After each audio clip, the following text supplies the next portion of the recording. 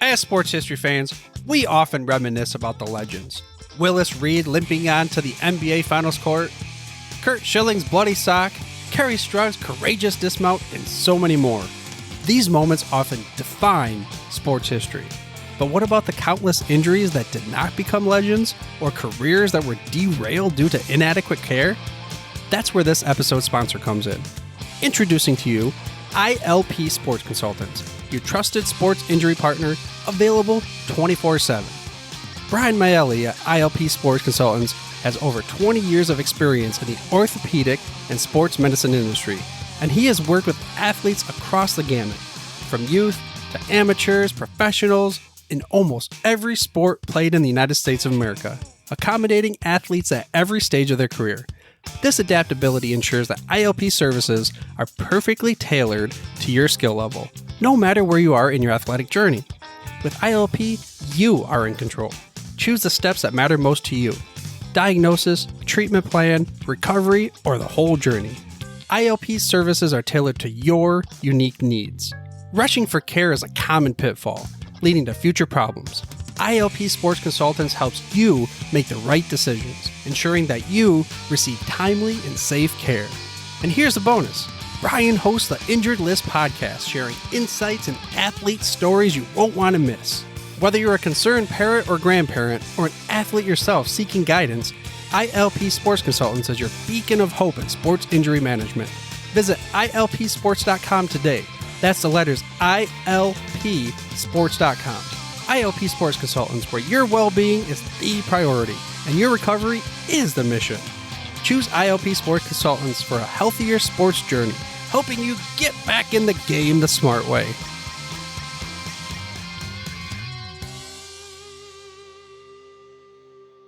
Hey there, fantasy football fan. This is Arnie Chapman, aka the Football History Dude, and this opening was just a little bit different than most of my episodes, wasn't it? Well, that's because this episode is actually something that was aired on the original podcast of mine, the Football History Dude, quite some time ago. It has Mike, Fantasy Hitman Wright, on the mic, spitting some information about his fantasy football origin story, but at that time, it wasn't really geared towards specifically just fantasy football. It was all about the history of the game, and of course, being the Fantasy Footballers, one of my favorite shows of all time, and one of the reasons why I got into this whole podcasting thing. I had Mike the Hitman Wright on my podcast, and I figured because I am at the stage where I really did not have enough in the can, and I wanted to still release an episode this week, I thought, well, let's go back into the vault.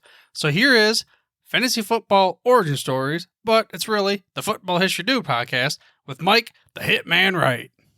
On August 1st, 2014, the Guardians of the Galaxy released in theaters across America, launching a trajectory to be paired up with the mighty Avengers.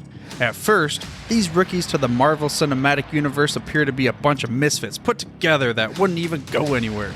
But then, we find out the movie and this ragtag group of heroes were better than our wildest dreams could have imagined. About a month later, a ragtag group of video game employees started their own quest that would turn into a fantasy football podcasting juggernaut, and it all revolves around something called the Foot Clan. Welcome to the Football History Dude podcast, where each episode is a journey back in time to learn about the rich history of the NFL. Your host is Arnie Chapman. Football is his passion, and he wants you to come along with him to explore the yesteryear of the gridiron. So hop on board his DeLorean, and let's get this baby up to 88 miles per hour. Great Scott! This time as we step off the DeLorean, the date is September 4th, 2014, and we are in Seattle to watch the opening game of the NFL season. They're playing against the Green Bay Packers. The Seahawks, they're the defending Super Bowl champions. But why are we here? Well, the 2014 NFL season is obviously important for NFL just because it's another season. However, for fantasy football, this happened to be a time that would change the way that fantasy football podcasts are looked at forever. This is the year where this week's guest started on a journey with a couple of buddies to become one of the greatest podcasts on the planet. It is called The Fantasy Footballers. Who is it? Well, this week we get to talk to him. He is the reigning People's Choice Fantasy Analyst of the Year. His name is Mike Wright. Yes, Mike Wright. He's the co-founder and co-host of the Fantasy Footballers Podcast, which is a show, if you don't know, it's an independent podcast dedicated to sharing fantasy football golden knowledge nuggets with something called #TheFootClan. And you'll have the Foot Clan. What's that mean? Well, I'll tell you what, we'll get into that during the interview. Now, if you haven't listened to the show, I definitely recommend, especially if you like fantasy football and a couple of goofballs. Well, it's a few goofballs hanging around just talking nonsense. I mean, they go all year round. And it's not just fantasy football. They've got a lot of other things, including a comedy podcast you can listen to as well. And I'll tell you what, I'll go ahead and leave links to the show notes to all these podcasts they have and other things to their website and other ways you can learn more about Mike Wright on his dedicated page on my site, which, by the way, you can get to that dedicated page through your show notes or your podcast player of choice, or by heading to thefootballhistorydude.com/Mike Wright. That's Mike, WRIGHT, Mike Wright. Also, while you're at it, I ask that you please subscribe for free to this show by mashing that little subscribe button in your podcast player of choice. That way you get the hottest, freshest off the press episodes we'll each and every week. But let's get right down to peeling back the curtain behind of how one of the most successful podcasts and a numerous award-winning type of podcast got started, with Mr. Mike the Hitman Wright. Hey, Mike, welcome to the Football History Dude podcast. Oh, it is excellent to be here. If we're going to talk about the history of football, clearly you have to talk to me. Well, speaking of the history of football, but fantasy football, that's kind of what your little forte is there.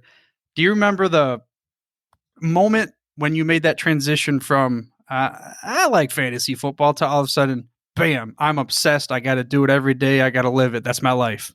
Sure. So I started off in fantasy sports. I was actually a fantasy basketball player back during the Phoenix Suns era with Steve Nash, Amari Stoudemire, Sean Marion, Coach D'Antoni. I didn't miss a single game. Arizona, we allegedly had a football team, but they just were putrid from the day they got here. And then eventually, we got Kurt Warner and things started to turn around. That's when I started to get more and more as a diehard into football. And then when I made the transition to being a diehard fantasy football player, that was back 2010, 2011, where I joined in my work league at the time. And I was working with my fellow podcasters, Jason and Andy, and they had a work league. I had just gotten hired. They decided to expand their league from 10 to 12 teams so I could get in there and one of our other coworkers. And that's when it went just full pedal to the metal. This is what I do all day, every day. So when did you win your first championship? I won year 2 of their league, or the second year I was in their league. So that would have been 2012. I guess I'm trying to remember. What was your core lineup? Ooh, man, I have 2 championships in that league. I'm trying to remember my first one. So 2012, I think that was the Robert Griffin year. Maybe. I know I had Trent Richardson in there just plugging along. I also had, I believe that was the Adrian Peterson 2,000-yard season, and I traded Matt Ryan and Doug Martin for Peterson right before he went off. Consequently, it was right before Doug Martin went off. So it was like, man, I kind of feel like I made a bad trade, but then Peterson obviously kept it up and dominated. So I know I had those guys in the lineup. That was like, those are the primary guys I remember. Yeah, as a Detroit Lions fan, every time we bring up Adrian Peterson, I love the dude, watching him play, but oh man, I had to watch him against my Lions all the time. Yes. Oh, Peterson, he is one of my favorite players of all time. In our office in the footballers headquarters, we work in a bullpen situation, basically, the 3 of us. And up on the wall, all 3 of us picked our 3 favorite, just football, whatever, however you want to answer the question. Football, fantasy football. So I've got Adrian Peterson up on the wall. Looks at me every day. Yeah, it's hard not to go around there. I didn't play fantasy football when Barry Sanders was around, but obviously that would have been my choice, being a dude Right. growing up in Michigan. Speaking of that, and maybe going back further, what got you into the NFL in general, or do you have a favorite player growing up? So what got me in was, like I said, the Arizona Cardinals were terrible. I mean, they were the Phoenix Cardinals at one point. They become the Arizona Cardinals. The announcement of the new stadium happens. Everyone there, the buzz starts to grow. The team is still not good, but we're going to get a new stadium because for those who didn't know or don't know, I should say, the Cardinals for the longest time period played in Sun Devil Stadium, and that is a college stadium. It's also outdoors in Arizona, and Right? it's Yeah. still hot. So on metal bleachers. So it's not really a fun experience to go out there and on a Sunday afternoon and have the sun just beat the crap out of you. But the new stadium was announced, and it was the location was very close, relatively speaking, for a stadium, relatively close to my parents' house where I was living at the time because I was still a child living with my parents. But my dad got super hyped, and the way that you could ensure you could actually get season tickets in the new stadium, you got season tickets for the old one. So we had season tickets at the Sun Devil Stadium for I think 2 or 3 years, and that's when the fandom started growing at least a little bit, and then we move over to the new stadium and we've got Kurt Warner and we make the playoff run and that Super Bowl run, and that's when it was really like that's when the diehard fandom got solidified. I paid attention to them. I back in the early 90s, I didn't really pay attention to who else or to any other teams. I paid attention to my home team, and they were always bad. But that's kind of when that transition happened, when the new stadium got built in Glendale and we started going to those games. We drafted Matt Leinart, and he was going to be the future of the franchise. So all of those things. Yeah, the whole Matt Leinart versus Reggie Bush versus what was that? The Vince Young year too. What was that when Vince Young went before? I mean, Matt Leinart I dropped. think so. Yeah, I think it was because of the Texas beat USC that year, and it was all Right. Vince Young. But besides that, I mean, it was going up Arizona. You had the Kurt Warner. I mean, what Yep. was that like when he first came over there? Was it, oh great, we're getting another old timer guy, or was there serious? 100%. 100%. It was, oh, great. Here we go again. Because Arizona had just become the stop for players at the end of their career to just come collect some paychecks. Like we had Emmitt Smith for a couple years. We had Edgerrin James from the Colts came over, and he was supposed to change everything. Like we would inherit old busted players, and anyone who had any value who showed anything, we wouldn't re-sign them, and we would let them go, and they would turn into superstars. Of course, other than Larry Fitzgerald, who's been here for his whole career. But that at that time when Warner came in, that was the MO. So it wasn't like Kurt Warner came into town and we were all super psyched about it. Right, yeah, that's the place to go to retire as a player, but also as Yes. an old guy. Go back to fantasy football now. I got to ask you a question. My brother presented this one to me. What was your most memorable last minute fantasy victory? Oh, goodness. Okay, so like a last minute, like I won on Sunday or Monday. Oh no, I know what it is. I 100% know what it is because it was on. Uh, it was on one of my championship runs. I think honestly, it all blurs together because funny enough, the work league I'm talking about, which is we call that the league of record now on the footballers podcast because that's the league we really care about winning. I was up against Andy 3 years in a row in the championship. I got him two, and he snuck a victory in the middle. But on one of the runs to the championship, I was down really big, and I had Jordy Nelson going Sunday Night Football, and he ended up coming through with just a monster stat line of over 102 touchdowns, and just it was an absolute fantasy miracle in the playoffs. Saved my bacon and pushed me into the championship game. Nice, and it's better too. Like you said, it was 3 years in a row. Get your arch nemesis there. Yes. So speaking of your arch nemesis, I mean, we joke, but you guys work together and you started a podcast. Let's go back to the very beginning of that. That's the reason why we have you here on the show, to talk about the history of the Fantasy Footballers, one of the best podcasts out there for fantasy football. And even before I get into there, I want to congratulate you. I haven't done this yet, for the People's Players Choice Fantasy Analyst of the Year Oh, 2019. thank you, man. Thank you, man. I appreciate Very it. impressive. Awesome.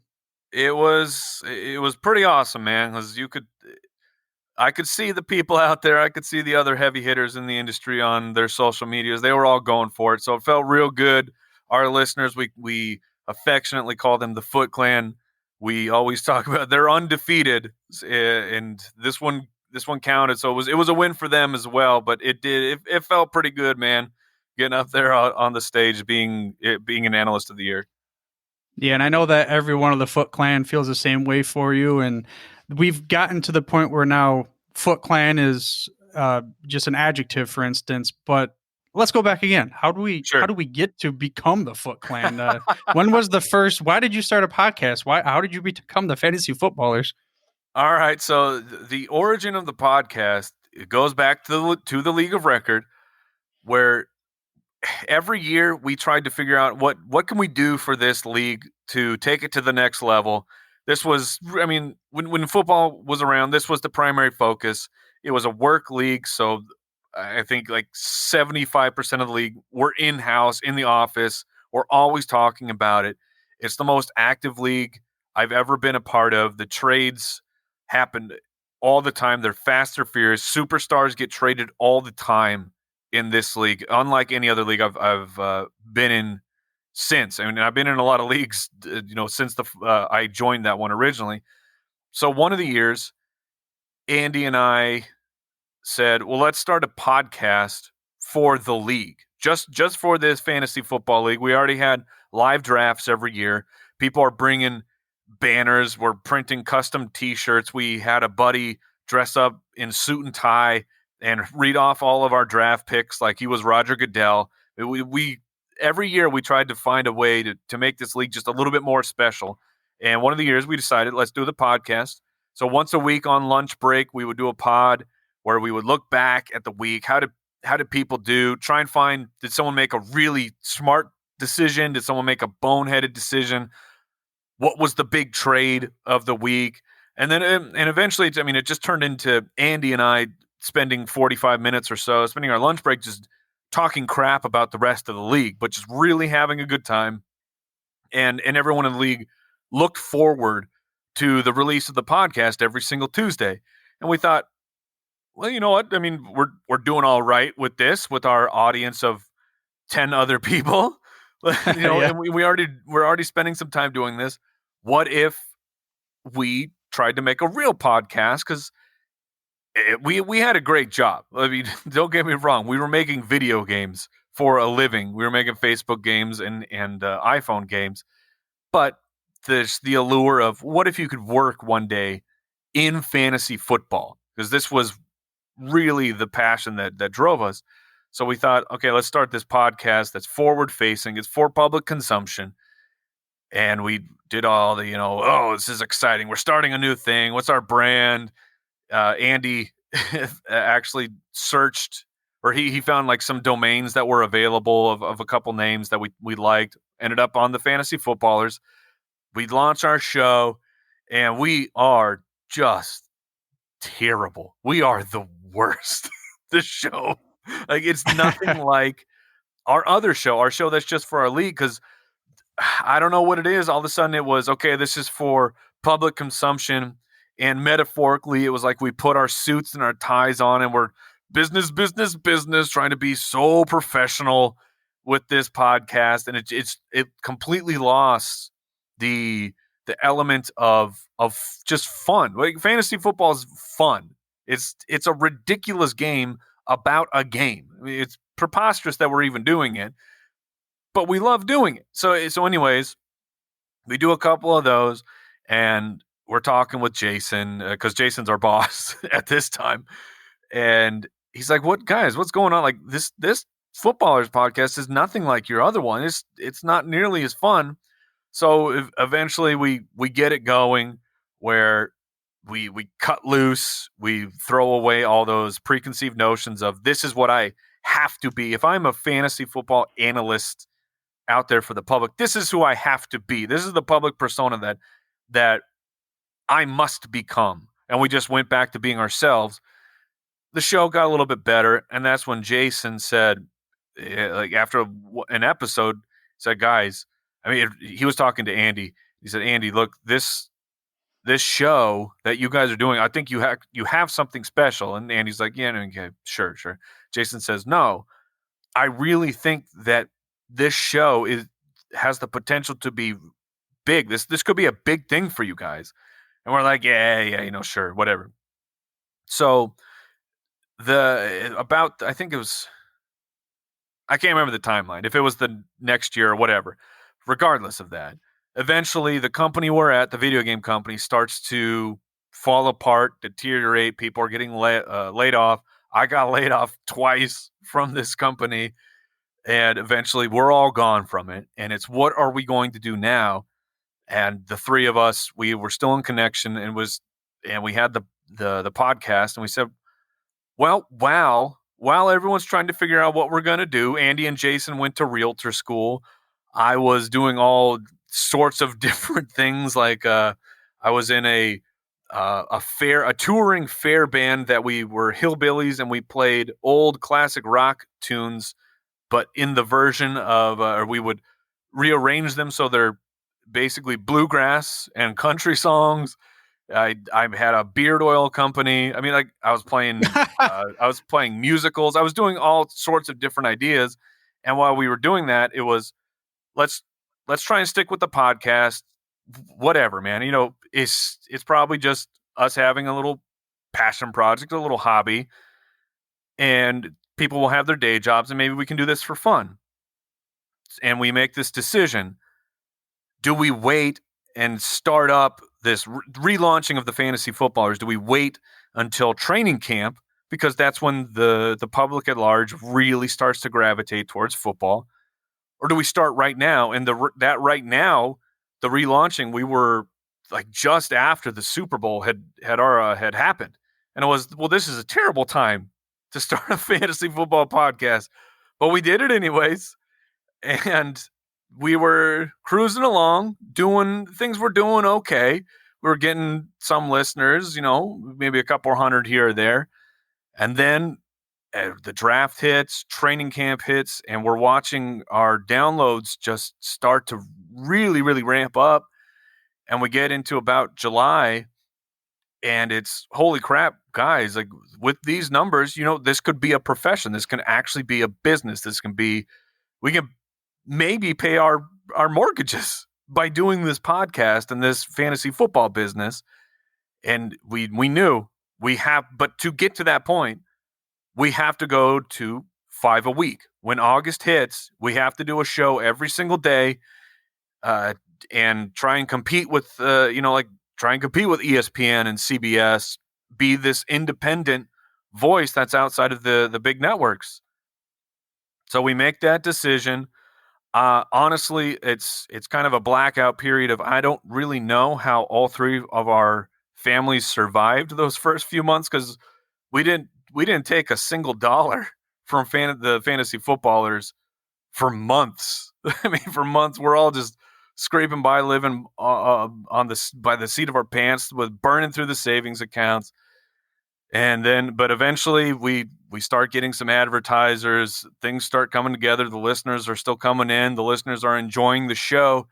And then the rest from there is history. Yeah. I mean, you guys have had a crazy ride and such a strong growth trajectory, like a hockey stick. What were, other than financial concerns, what were the biggest challenges at the beginning, or even as you move forward? So the biggest challenges at the beginning were, I mean, it really was all financial related, where it was, how do we buy another month?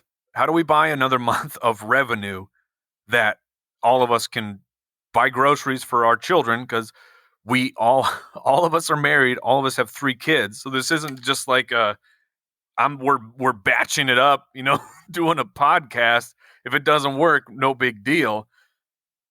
And so it was, I mean, just hustling our butts off, scraping, clawing. We unfortunately had to take some less than ideal deals, advertising deals from some companies. Like they ended up getting smoking deals on what happened because we needed money up front. And football is such a seasonal business, and we wanted to be a year-round fantasy football business because that's what we wanted, right? It was the reason, part of the reason, why we ended up launching in February and March is because that's what we wanted as consumers. I hated that fantasy football went away. I just want to talk about it all the time. So it was trying to buy those months. Okay, well, guys, we have 2 months in the bank. How do we get another month?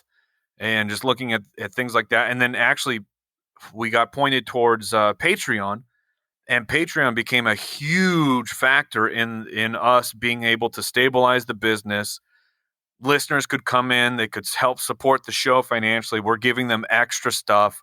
We're connecting them with these listeners on a completely different level, and they're helping us stay open. So just things, I don't know, man. It felt like a destiny of things just kept the next plank of the bridge just kept dropping down right in front of us, right as we were about to take the next step. So an unbelievable ride. It just, and frequently, I mean, very, very frequently, at least once a week, we will be like, guys, remember when we do fantasy football? Then this is how we pay the mortgage. It's a ridiculous thing. Absolutely ridiculous. How much do you think that the bond that you 3 guys have had helped push you through it? I would say that helped. I don't even know if I can put a percentage on it, but one of the secret sauce of the fantasy footballers, which can't be duplicated, is the fact that we are 3 extremely close friends who have known each other for a very long time. Andy and Jason have known each other since high school. I've known them since 2009 or 2010. I mean, we've known each other a long time. We've talked football a long time. We're all at the exact same stage of life. We're separated by an age gap of maybe, I think Jason's like a year and a half older than Andy or something like that. And like I said, we're all married. We all have 3 kids. So all of our goals are completely aligned. So when we're moving forward with a business decision, we're all, looking for relatively the same exact thing. And then the fact that we could be in the same room is an advantage that very, very few fantasy football podcasts in general, but very specifically fantasy football podcasts, they didn't have that luxury. And even you can have a very, very great show. Like we're doing this over the internet, and I'm sure your listeners hearing me just talk nonstop are like, this is like the best content I've ever heard. Like, this guy is sensational. But we can get into a weird thing where I don't know if I'm supposed to talk, you don't know if you're supposed to talk, because we don't have that natural body language chemistry thing happening where we're in the exact same room and you can read my hand, waving you off, and just knowing that I'm about to talk because we're in the exact same room. So you combine the same room with the chemistry that we're 3 friends, and we have like we're the same but different, where we have pretty different opinions on fantasy football. We have very different approaches, but we just come together to form this triforce of power, and it's still hard for me to completely explain how it worked or it continues to work. No, I totally get it. As I'm going to go ahead and fanboy out here as a listener of the show, that camaraderie and the brotherhood stands through when we listen. We can tell that you guys have been, I don't want to think about Jason dancing, but the way that you guys talk to each other, it's almost like you've been in a dance together for so long. And I think that's why you're a big reason why your fans are so passionate, because they feel like when Jason goes on tilt about Phillip Rivers, we go on tilt with him and that Right. kind of thing. So it's just a totally different thing. I talked to Dan Carlin, a couple of weeks ago, the last episode with Dan Carlin, we talked about the difference of could modern day players play with a team, or could old players play with modern day players? Could they keep Right. up? And he brought up the point of offensive linemen nowadays may have 50 pounds on the Green Bay Packers Lombardi offensive line, but they played together for 8 to 10 years and they had a brotherhood and they knew each other's little quirks more than anybody else. So it's a very comparable type of thing to what you guys have. And that's why I think you're going to be going on from now into the future and just continue to grow. Well, I really appreciate that. And I would say like what you're talking about, where Jason goes on tilt because Phillip Rivers throws an interception at the last second and ruins his playoff chances. Like, that's not him acting. He is not joking around. Our passion for the game is what we present. It's what we present on the show. Our highs and our lows are not manufactured. That's really who we are. That's really the pain that we are, or the joy that we are experiencing. So I believe that really does come through as well. That people know that, I mean, we're not just a couple guys who a company threw together and said, "Hey guys, figure out how to be friends." Like, no, we're friends. We love fantasy football, and how my fantasy team does on a Sunday really does affect how when my week is going to look moving forward, my emotions through the week. Yeah, and that's beautiful the way that you guys are able to have that too and grow up. And I wrote down something as you were talking. There's a lot of kids that when you ask them what they want to be when they grow up, and you guys are legitimately living what one of my answers would have been. I want to live in the world of football. I want to live in the world of fantasy football. So speaking of going back into the fantasy football and the show, let's peel back the curtain a little bit. What does a day look like for Mike Wright? Ooh. And you know what I mean? It's like you got to Yeah. have a crazy world. Yes, it's definitely a wild place to live. I'm happy to be here, but it really depends on the time of the season. The off season looks very, very different than in season, because I mean the off season's all about diving deep into research. We're already working on our flagship product, our Ultimate Draft Kit. I mean, when we say on the show, "Hey, we're working on it already," we're not joking. Like, we're diving into product development. The original Ultimate Draft Kit was completely built / coded / hacked together by the three of us. Now, luckily and fortunately, we have a programmer now on staff who can take it to the next level, but we still do a lot of that stuff. So, I mean, right now, I'm coming in, I'm preparing for the show. I want to make sure I got cool, hot stat nuggets, and I'm building up my arguments, trying to figure out what I actually think about these players. Record. We're also very committed. We have this other show called The Spitballers, which is just a completely there's no football. It's just a comedy podcast where we thought, it would be sure nice to have a show, one that can reach a wider audience, because fantasy football is gigantic, but it's still a niche. It's still a niche of a niche, and it can still be capped. So it was, well, let's see if we can do this comedy thing. So we record that as well, and even though it's the off season, I'm still recording 3 football podcasts a week, 2 for the main show, and then we do a bonus episode every week for our Patreon supporters. So it's still jam packed right now. It's just looks a little bit different. And then in season, oh my gosh, man, in season is just full chaos, where you get to week 10 and you're looking at the calendar going, "Man, I don't know if I can make it another 7 weeks, because this is ridiculous." Where you're going, you're working a full-time schedule 6 days a week, and not even just a full-time schedule, because so in season we get in at 8 a.m, we work until about 4 to 5 o'clock, and then if it's a Monday, guess what I get to do? I get to go home and watch football.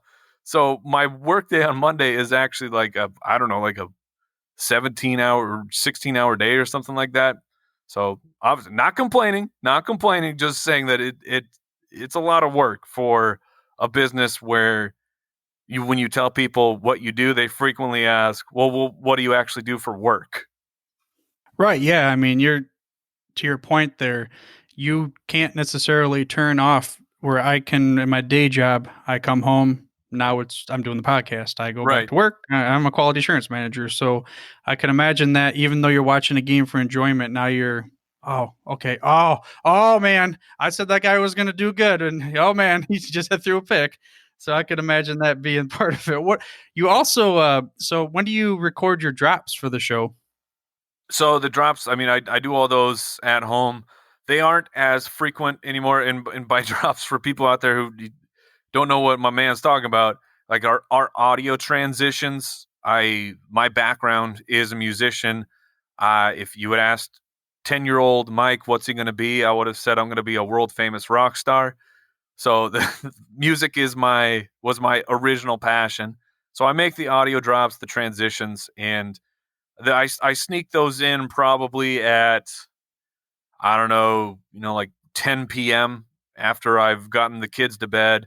They've gotten up. I've put them to bed. They get up yet again, and then I finally get them to go to sleep for reals. And then then you sit Right. around. Yeah.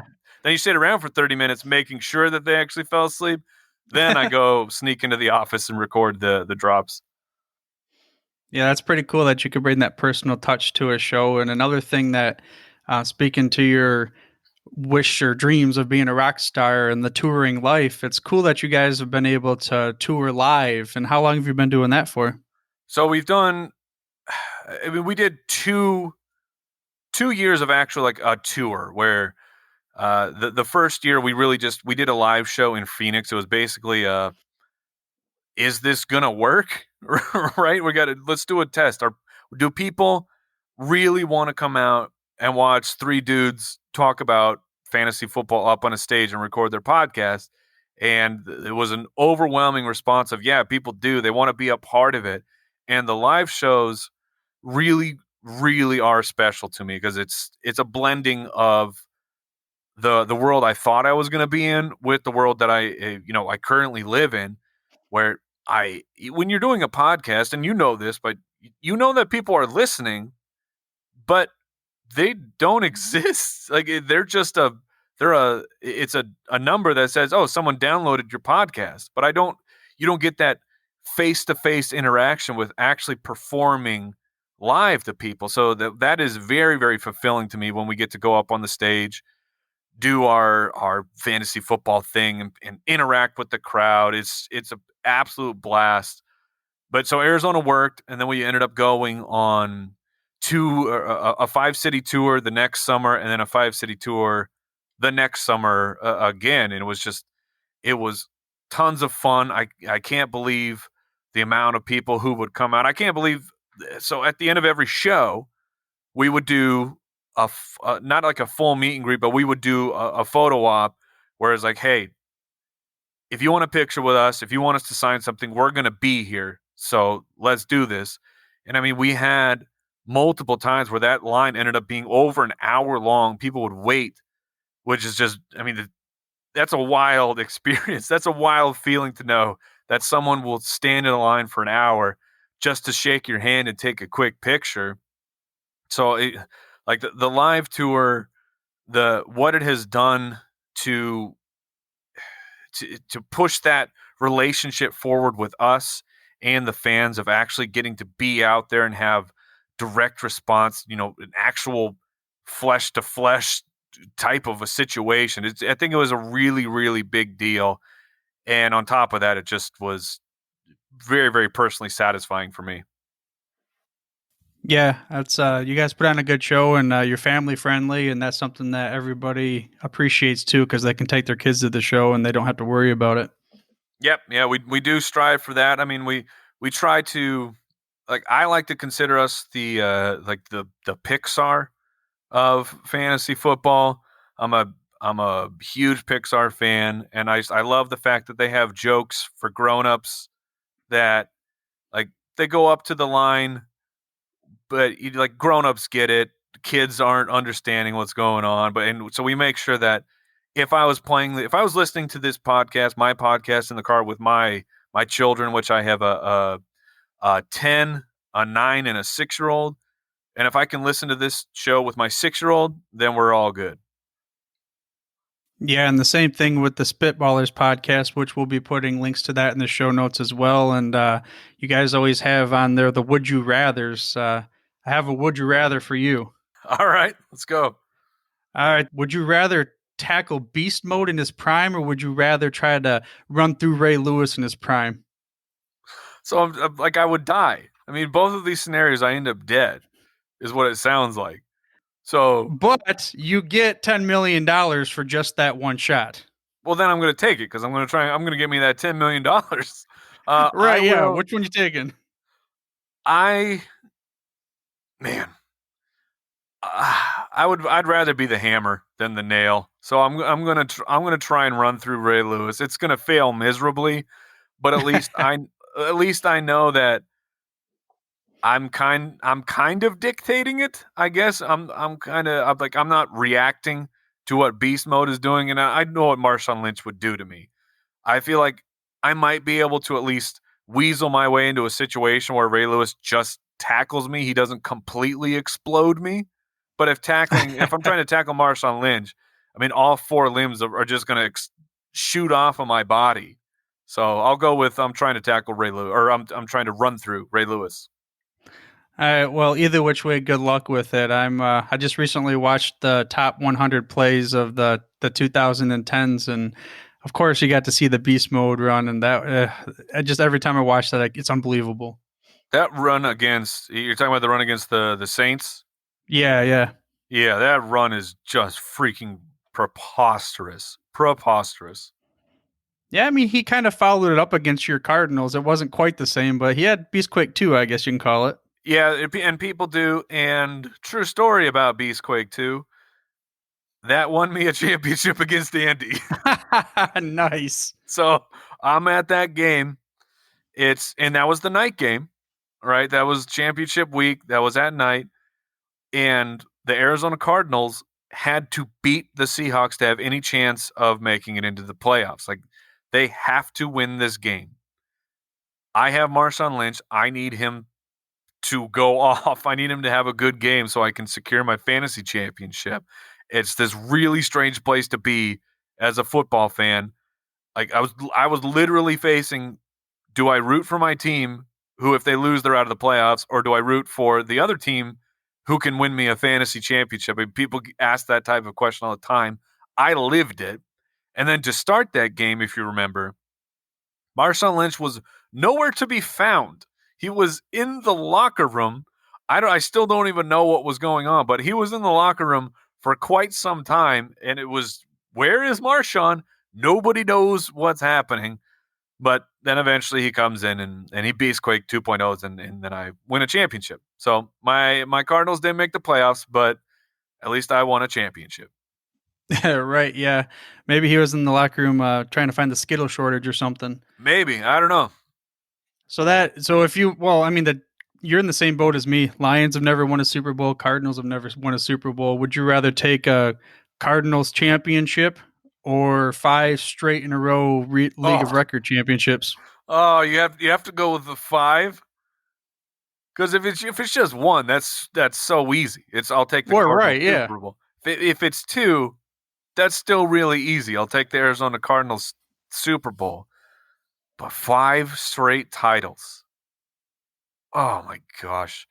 I'm going to still go with the Arizona Cardinals Super Bowl. That's a moment that I want to that you experience with other people.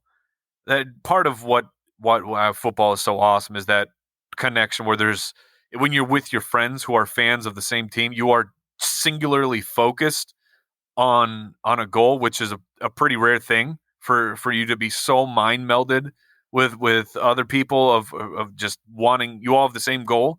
So I'll take that. I would be able to share the moment with my dad, with my kids. It's pretty rough to turn down 5 championships, but I would rather experience that moment with my family and friends. Yeah, our motto is always, and this is in my family, we're diehard Lions fans, is Detroit Lions, and then my league of record, then my big money league, and then after that, it's on. And it's, of course, blood doesn't matter in fantasy football. It's Oh, of cutthroat. course You're there not. to win. So speaking of the fantasy footballers and some of the old timers, if you could bring back one old timer, we'll just say like pre-70s, and you could bring a football player on Pre to interview. 70s. Yeah, real old timers. Who would you guys want to talk to? Oh man, I think he's pre 70s, but like the only guy who's popping up in my head, and it's because of this is for my pops, who he grew up in Minnesota. So before he was a Cardinal fan, he was diehard Minnesota Vikings fan, still is, which is why from time to time you'll hear my my allegiance sway to the Minnesota Vikings if the Cardinals aren't very good.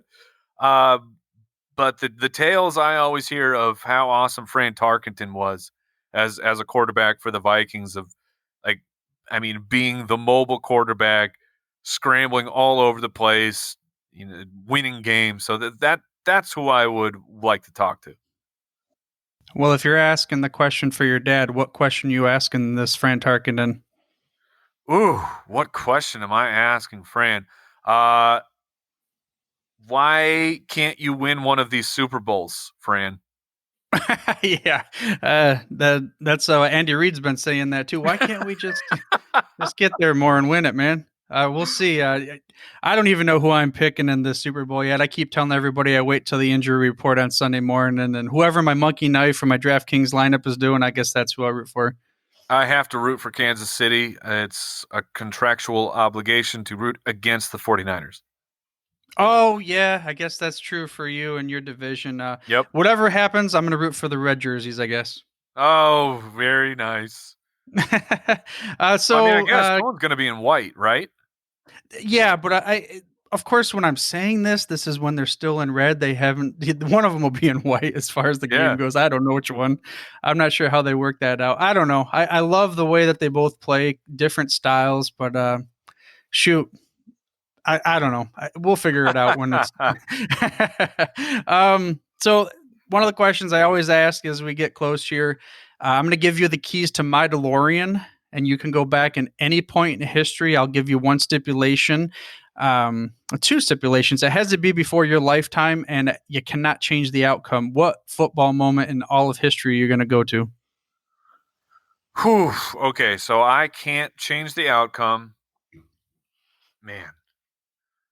The football moment I want to go to.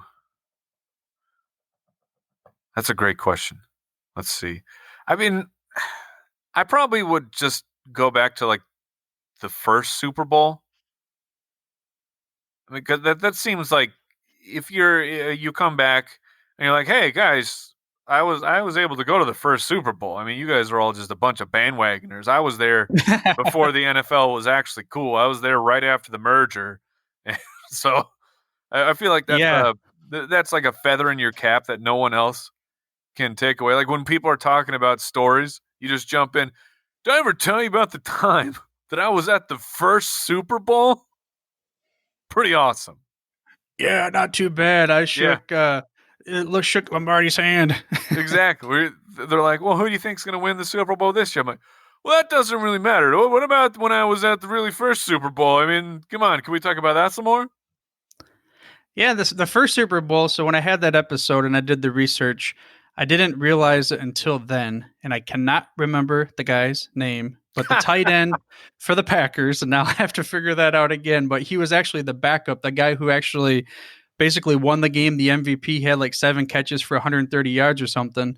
The night before, he was out partying all night because I'm the backup. I'm not even going to get in the game. Right. First or second play, the starter goes down. This dude's all hung over. They pick up his name. He's like 33 years old at the time, and he ends up winning the game. And it's just a story craziness about like Paul Hornung, who was kicked off the squad later on. They're like going out and they're partying and stuff, and they had to sneak by Lombardi or something like that. I don't know the whole story, but yeah. Getting Very back to different your NFL back then. quite different and a lot more you could get away with. And that's another argument that people would make. Could the NFL players now be bigger, faster, stronger, more technology? Yes. But is the attitude the same? I don't know about that. Yeah, I don't know. Well, maybe. I'm on the side of the new era players would squash the old ones like bugs. Yeah, I agree. And if it's a exact same straight, because you have all the better conditioning, they work all year round. But if it was, it's impossible to even have that argument. It's just fun to talk about it. Yeah, I mean, it's the speed, man. I know you have some random fast players if you go back, whatever, 30, 40 years, but everybody is fast in the NFL. Linemen are fast in the NFL. The guys who are 300 pounds are running a 40-yard dash in 5 seconds or whatever. And we've seen that even in today's NFL. If you can be just a hair faster than everybody, like Tyreek Hill, the things that he is able to do, can you imagine a guy with Tyreek Hill's speed and ability in the NFL 40 years ago? He would catch 8 touchdowns in a game. Yeah, he'd be essentially uncoverable at that point Yes, in time. he would. Except the only caveat there is he going to play with today's NFL rules or is he going to play with 40 years ago rules running over the middle? I'm even giving him the old rules because as soon as he gets around somebody, it's not going to happen on every play. But he will get open, and even if he is not the one who's getting the ball, you're going to have to basically like triple cover him every single time, so somebody else is going to be open. Right. Yeah. I mean, if he pops one play, he's gone. He's taking it to the house. Right. So, I mean, I don't have anything else for you, Mike. I just wanted to ask you, where do you want the listeners of the show to go to? Sure. So, I love when people follow me on the socials. If you want to hear me or not hear me, if you want to see my ramblings, and sometimes I talk about football, but honestly, my socials are usually related to other things. But you can follow me on Twitter and Instagram at FFHitman. If you like sneakers, if you like dogs, you're really going to like my Instagram feed.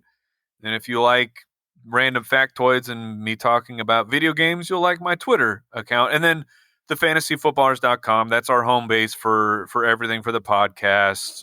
You can find the show there, links to everywhere, links to our YouTube, our rankings when we're in season. Thank goodness I don't have to think about rankings for at least a couple months. So those are the places that you should go. Well, there you go. Mike the Hitman Wright, dropping gridiron knowledge nuggets on you from a different perspective. Now, as I'm recording this, I regret not asking why did he get that nickname, the Hitman? But if you want to figure that out, I'm sure you can listen over to the Fantasy Footballers podcast or the comedy podcast, even hit him up on his socials, as he said in that interview. I bet he'll give you an answer. But besides that, I hope you did enjoy peeling back behind the curtain of how an extremely successful fantasy football podcast from a few buddies that just started it, I guess, bootstrapping to the third degree, the nth degree, because they didn't legitimately have jobs at the time, and how they were able to create a growth trajectory that now is seeing them touring. They have another show. It's called the Spitballers Podcast, a comedy show. So, I mean, if you want to continue to learn more about Mike Wright and their different shows, I, again, asked and tell you, you need to go over to the dedicated page on my website that has more information about this dude. It's over at thefootballhistorydude.com/Mike Wright. That's Mike, WRIGHT. Again, thefootballhistorydude.com/Mike Wright. Also, if you enjoy the show and you think that something that you heard in here or another episode struck a bell with you, you got some entertainment or education value out of it, I ask that you maybe support this independent podcast, and feel free to head over there by the website, and there's many ways for you to do so. As we transition in next week, though, we're going to go back to a solo show. Haven't had a solo show in a while, so I'm going to dive back deep and try to have one of those types of solo shows where I just tell you a story about how something came to be. This time, as is pretty fitting for this time of year, we've got the Scouting Combine in Indianapolis heading up. So we're going to go ahead and we're going to look at a little bit of history of the Scouting Combine.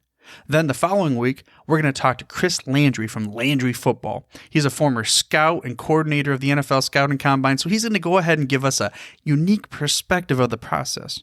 But for now, dudes, I'm through if you're through. Thank you for listening to this episode of the Football History Dude. To make sure you're the first to get the next episode, please subscribe on your podcast player of choice and head on over to thefootballhistorydude.com for the show notes and more information on the history of the NFL. And remember, dudes, where we're going, we don't need roads. Hey there, sports history fan. This is Arnie Chapman, aka the Football History Dude, and I wanted to thank you for stopping by to listen to another episode here on the Sports History Network. Our podcasters are passionate about uncovering and sharing sports stories from yesteryear. And if you didn't know it already, we have over 30 shows across the network covering all sorts of sports history topics. In fact, here's a glimpse into one of our awesome podcasts here on the network. The Pigskin Tales podcast is all about the lesser-known pro football players. Yes, there are stories about the ones we know, like Brad Tarkenton and Harold Red Grange. But have you ever heard of Ernie Nevers? How about Dave Osborne or even Grady Alderman? These men created their own path to the NFL. How did they do it? Listen to the Pigskin Tales podcast, now streaming on your favorite music platform. Go to pigskintales.com. How about that? I bet you're super hyped to go listen to that new podcast, right? Well, to learn about this show and all the other podcasts on the network, head over to sportshistorynetwork.com/podcasts. Again, that's sportshistorynetwork.com/podcasts. Head over there today to find your next favorite sports history podcast.